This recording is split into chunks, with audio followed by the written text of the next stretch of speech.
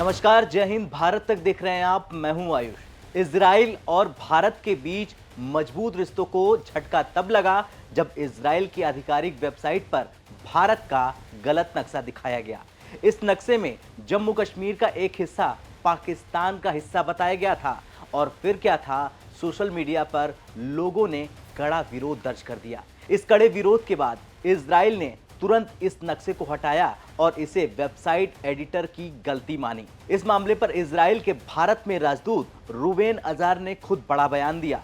दरअसल ये मामला तब सामने आया जब सोशल मीडिया पर एक यूजर ने इस नक्शे पर ध्यान दिलाया और पूछा, भारत इजराइल के साथ खड़ा है, लेकिन क्या इजराइल भी भारत के साथ खड़ा है?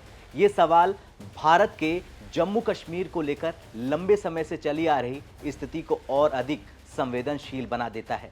इस पर प्रतिक्रिया देते हुए इजराइल के भारत में राजदूत रूबेन अजार ने कहा, ये वेबसाइट एडिटर की गलती थी जिसे तुरंत ठीक कर दिया गया।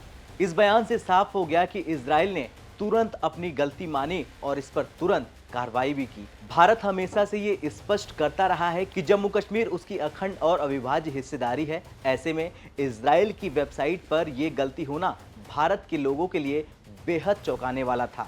भारत के लोग इस बात पर बेहद संवेदनशील हैं कि जम्मू कश्मीर भारत का अभिन्न अंग है। इस विवाद के बीच इजराइल खुद भी एक बड़े संकट से गुजर रहा। गाजा और लेबनान में चल रहे युद्ध और हिजबुल्लाह नेता हसन नसरुल्लाह की हत्या के बाद स्थिति और भी ज़्यादा जटिल हो गई है।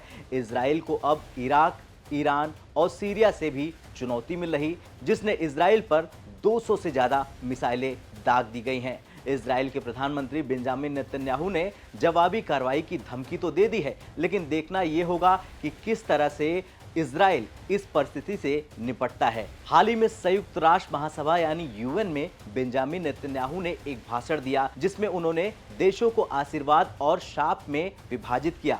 भारत को आशीर्वाद वाले देशों में गिना, लेकिन उनके नक्शे में फिलिस्तीनी इलाकों, वेस्ट बैंक और गाजा को इजराइल का हिस्सा दिखाया गया था। इजराइल का ये नक्शा विवाद अब भले ही सुलझ गया हो, लेकिन ये घटना हमें याद दिलाती है कि कूटनीतिक संबंधों में नक्शे जैसी छोटी गलती भी बड़े विवाद का कारण बन सकती है। इजराइल ने अपनी गलती मानी और इसे तुरंत ठीक किया, लेकिन भारत के लोग ऐसे मुद्दों पर हमेशा सजग रहेंगे। खैर, इस मुद्दे पर आपकी क्या राय है? क्या इस तरह की गलतियां इजराइल और भारत के संबंधों पर असर डाल सकती हैं? आपका क्या कुछ कहना है? कमेंट कर जरूर बताएं। जय हिंद।